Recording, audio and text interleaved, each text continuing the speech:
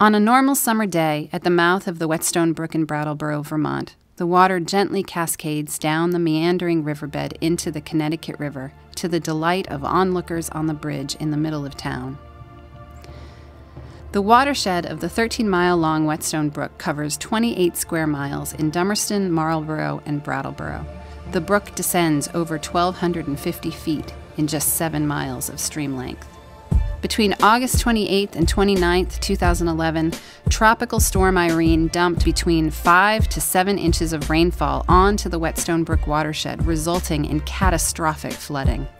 And this is Brattleboro, Vermont. The earth can't handle any more rain. And remember, every major river tributary and feeder system are at flood stage or over or will be over in the next 24 to 48 hours. In the hours following the storm, that meandering brook transformed into a terrifying force of nature, with the power to clear anything in its path.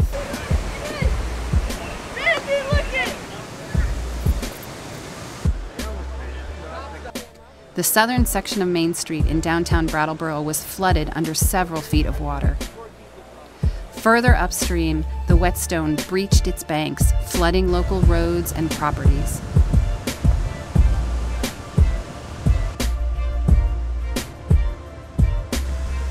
Over a short period, the power of the flood washed away roadways as if they were piles of sand.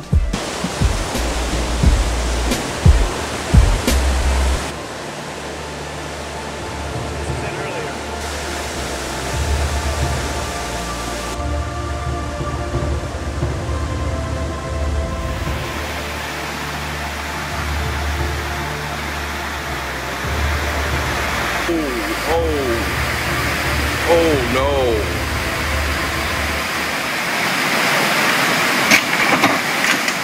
During Tropical Storm Irene, a major sewer trestle and pipe that crossed the Whetstone was ripped out and carried downstream. We had a couple of vac trucks in to start with to get rid of some of the sewer so it didn't all go into the... The Brattleboro Public Works Department maintains and monitors the infrastructure for this entire town of just over 12,000 people.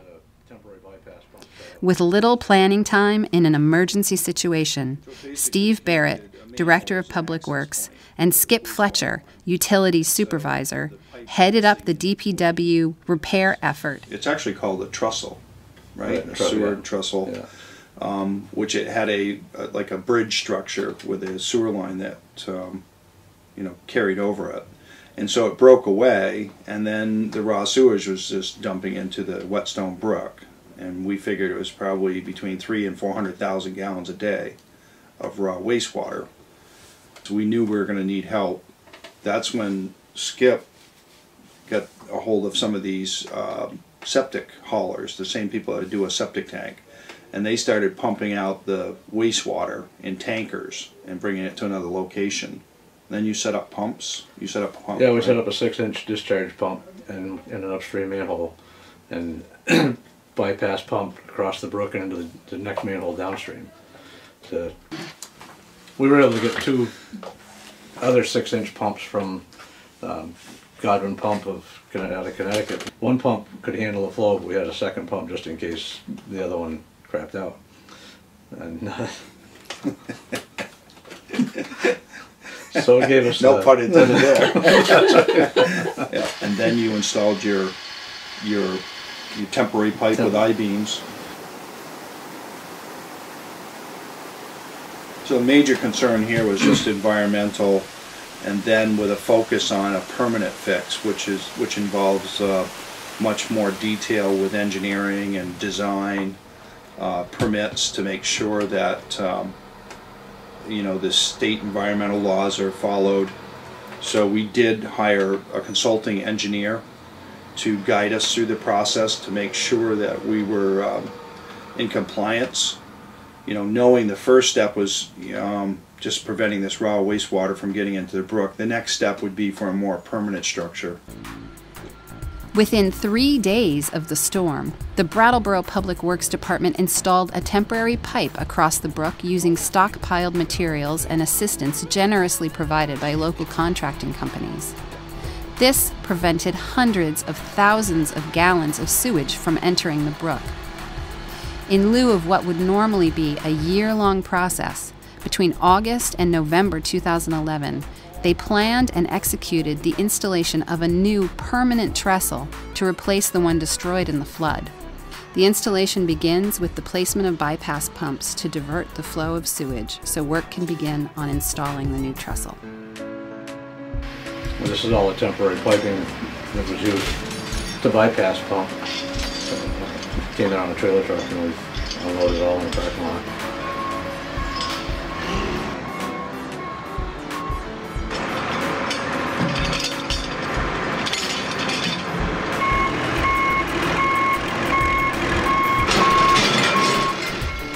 This is good because it shows it in segments. There's different types of hose you can see there. Some is a metal, the other is flexible to give you a little ability to go around things or under things or change the slope.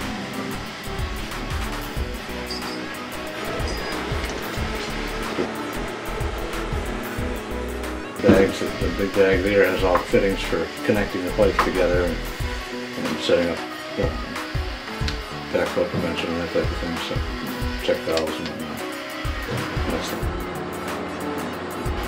That's the manhole that we had to tie into. We actually plugged the outgoing pipe and put the pump right into that manhole, let it suck it out of there.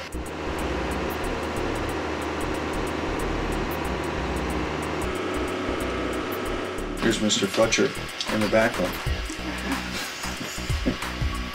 Looks familiar. It doesn't happen often, but now and then. There's quite a change in elevation there too, huh? Yeah, it drops down to about 13 feet, I'd say. Yep.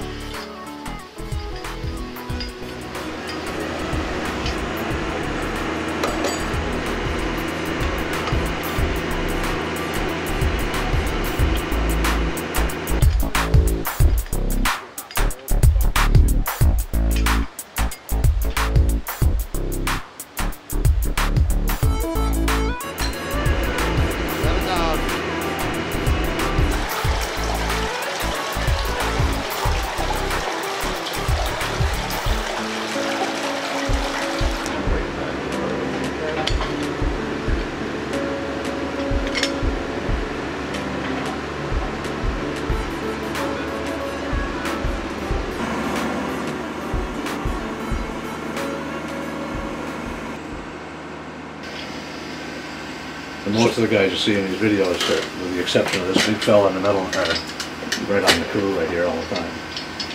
He's actually the one who delivered the pumps and helps us set up the pumps.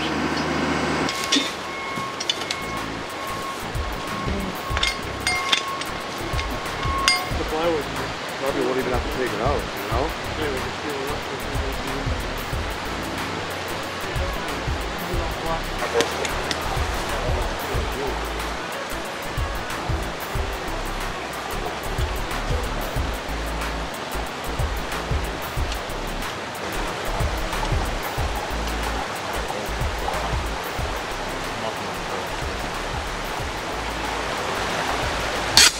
You're the man.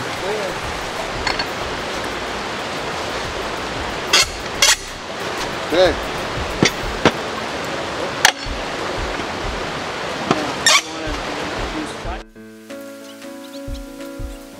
Yeah, there we go.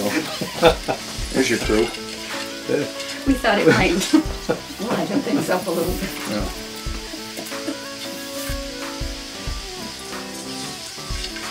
Yeah, the homeowners had to put up with us. You know, we were there for 48 hours straight, you know, around the clock. So it wasn't just daytime stuff. It was overnight. It was, you know, they were very, very good about it. Look how quick you guys are. This is pretty funny, actually. Oh, okay, get that one. Get it. Look at your hands. It's like I took you too. That is hysterical. Jesus. Wish they put it the right way. You go turn it around. You wouldn't pick up on that unless it was fast. That's like right, this. yeah. See if they bring the next one down. Oh, you've already taken care of that.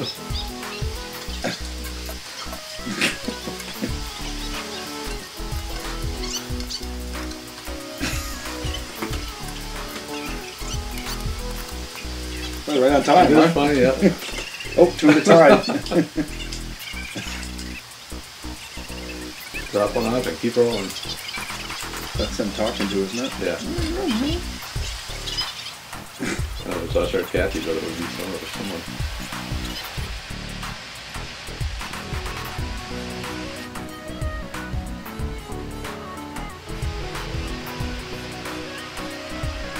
This is set up for the crane to install the new permanent bridge, take out the old one and put in the new one. They had it all, it was 90 feet long, they had it all together at their shop and brought it up on a trailer truck. Backed it down into this long driveway down a hill. The new trestle. And we were very fortunate to be able to get this crane at that time. Because of all the bridges that had washed out, there was a big demand. And so, you know, having this contractor, Renault Brothers, right close to us, they're just down the street from Public Works here on Fairground Road, that was a pretty big advantage. Yeah.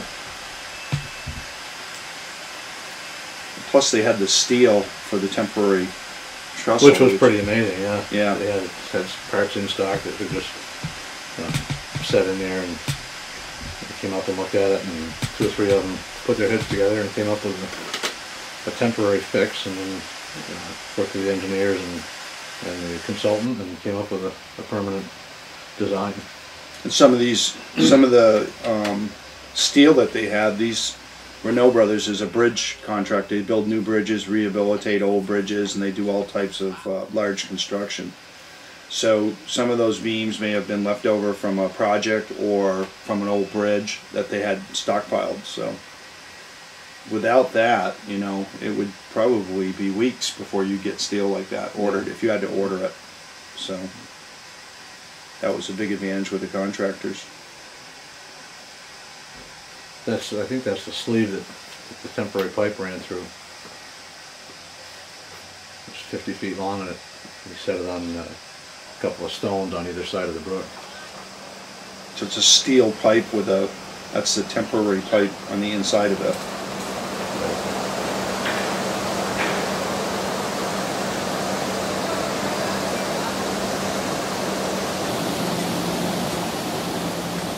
Yeah, this was set up for the bypass pump, the line to go through while the bypass pump was being done. Right.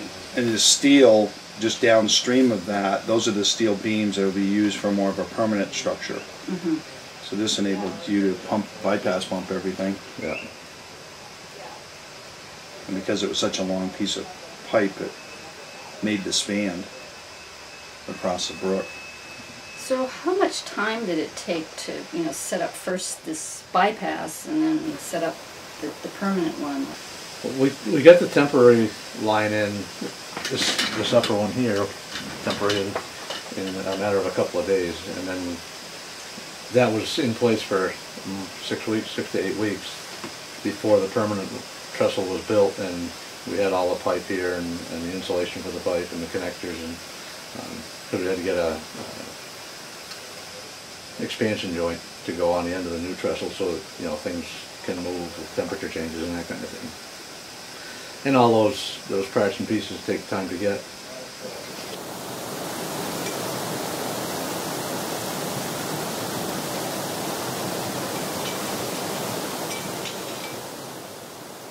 We got set up one day and we took the trestle out, the temporary span out, and put the new one in a day's time, and had it back up and running. It was a long day, but that was pretty amazing by itself. Yes, it was. I mean, even to go from the raw sewage into the Whetstone to having your temporary pumping, that was a very short period. That was only a day. It was about a day, yeah. So that's remarkable. And then to have by Wednesday, right? The event happened on a Sunday. Yep, Sunday morning, and then by Wednesday you had all your temporary in. Right, everything was back together, including the section downstream that had washed away on this same section pipe.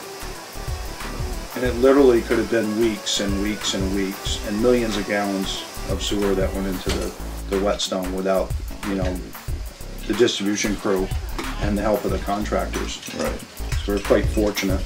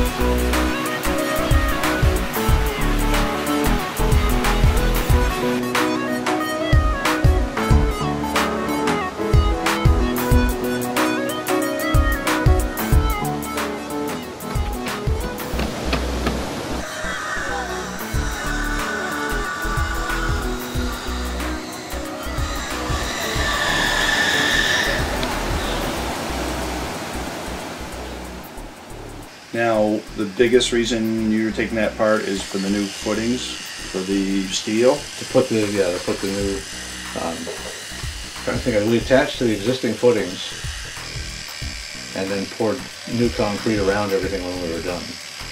So we were able to get the temporary span out and put the permanent one in the same day. Otherwise we'd have to wait for concrete to cure. And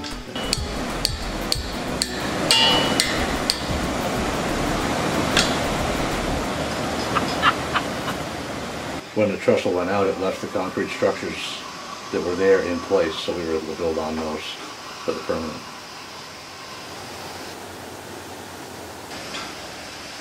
There's the old one coming out, or the temporary one. Now, they reutilize that steel? I suspect so. We put it back on their truck and they took it back to their shop. That's exactly what he's doing there, right? Yeah. It was that, and that's all the temporary pipe that came off, because we couldn't reuse that pipe. It was the wrong type of pipe to go across the permanent structure. And that's a lot where engineering came in, right? Where yes. the engineers designed a certain type of pipe, and they also had to make sure the sizes was correct. And then they also, you needed this special expansion joint, right? Yes, we did.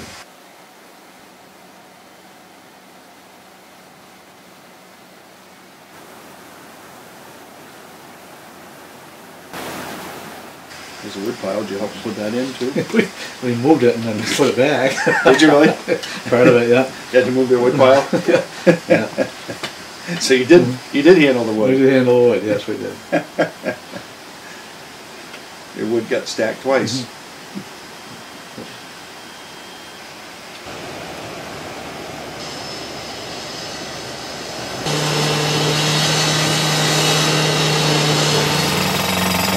Music with the sound of tools.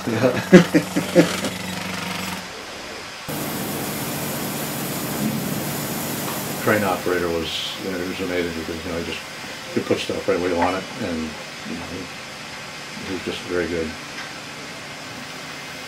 That makes a difference. He was highly skilled. This is the permanent trestle. It was all, as I said, put together, and the pipe was actually installed on it down at their shop, and they brought it all up in one piece. It's a HDPE pipe, so it's fuse welded, heat welded together, and they were able to do it, on site down there and bring it all up and place it in place as a whole unit. It looks similar to the original structure, just newer, right? It's newer, and it's actually it's a little shorter, but it's very similar in the way it's built. And different. It's probably constructed with different materials. Yeah. Yeah. Stronger. Yeah. I think it's all galvanized steel that it's made of. The other one was just standard steel, 4x4 angle iron and that kind of thing. And this has been designed so that it has cross pressure stress capabilities, so that if it does, we do get another event like that, it should be strong enough to withstand it. Is it up higher, or it's actually you couldn't? Yeah, we couldn't. The bottom actually is a little bit lower than the old one because the old one, the pipe was right almost underneath it. It was just kind of a span across there with the pipe bolted below it. This one, the structure is, the pipe's encased in the structure. So it actually does hang probably 5 to 6 inches lower than the old one did. And we couldn't change the elevations at all because the pipe is where it is. So. And the pipe, if you had a large storm and you had large trees coming down the brook and such, it still would be in jeopardy of failing again.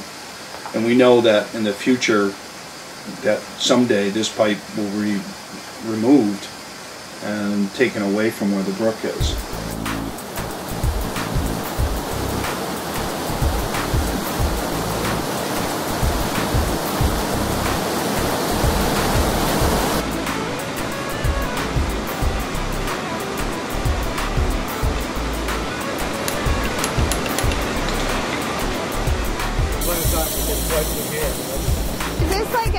Is this a custom-made thing, or is it It's a special order, but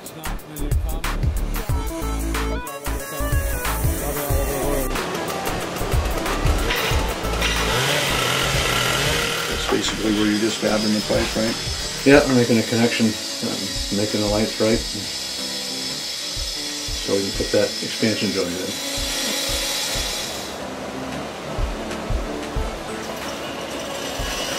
There's in temperature changes, there's always pipe movement, and steel moves. So there's a fitting called an expansion joint. It actually has rubber gaskets tightened to a certain torque, and it moves with the weather and the pressures on the pipe. There's special gaskets on there that keep a seal. So when the steel, contracts and expands, it can actually move with it. Mm-hmm. Without that, it would put stress on the pipe and actually probably dislodge it.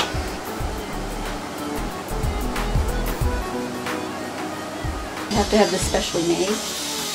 No, it's just had to order it. They're available. Companies make them on a regular basis. But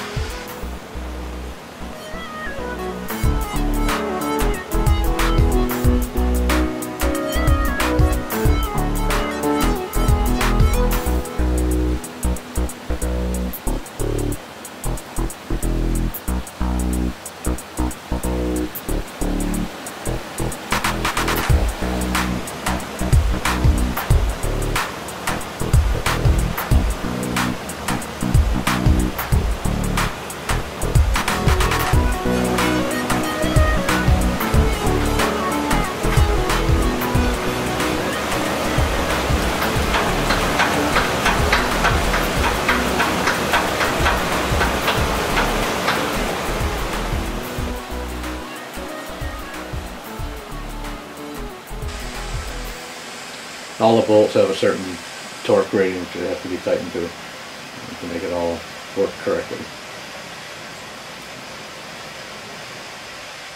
It's done.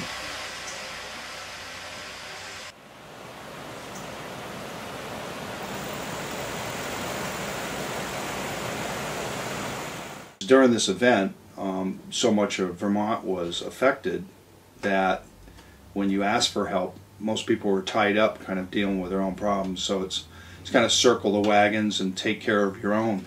It was difficult to get outside resources. It was. I mean, part of the difficulty was the whole state was in the same situation, and roads were out everywhere, and we couldn't get vehicles down here from other areas. So we just kind of had to rely on our own abilities. It's an event that happened during a disaster, so we had to react to that and come up with solutions in a pretty short period of time. Yeah. Because we were really concerned about the wastewater going into the brook. So I think Skip's crew did an outstanding job by taking a situation that the day before everything was operating fine.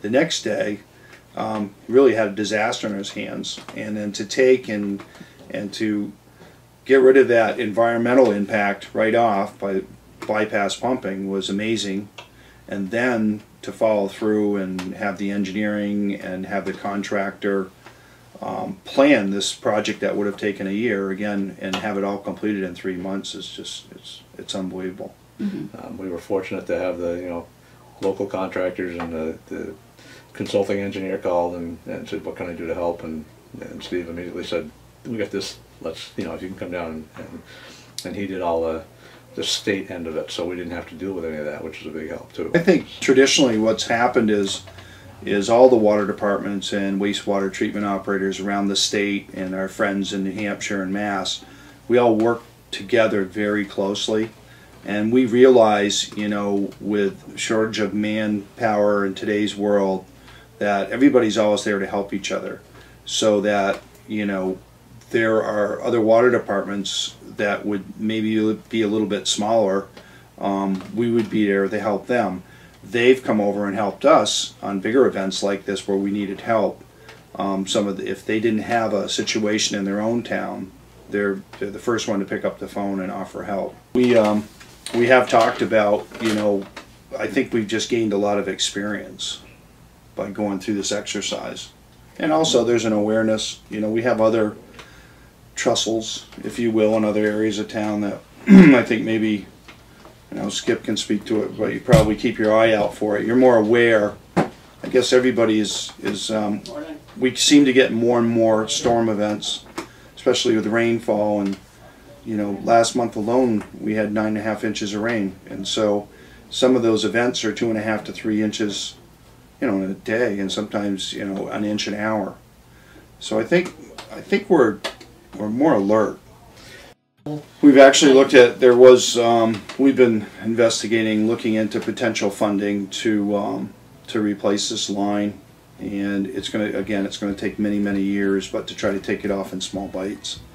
So we've been looking at funding sources to try to upgrade this pipe, and you know, that's the ultimate way to prevent, you know, this type of catastrophe. Right. The sewer lines go all through the town. Do you know how much was, you know, how many feet, miles of sewer lines go through? It's roughly 52 miles. 52 miles? Yeah. Oh my gosh. And there's many more miles of like private lines that connect into our lines, and so yeah, that's just the town-owned pipe. And then the same with the water. There's another 50 miles, so you're over 100 miles of different types of piping. And most of it's underground? Yep. And then hundreds of hydrants that we're responsible for. Close to 600 hydrants in town, and then of course all the water meters and the private sprinkler systems, all that we oversee. So. Thousands of sewer manholes and thousands of water valves that have to be maintained. And how much of a crew do you have here? There's 5 of us on the what's called the distribution and storage crew, which does all the collection and distribution section of the town. Just 5? Yeah. Just 5. Just 5. But we could use more. Anything else, guys, you want to say?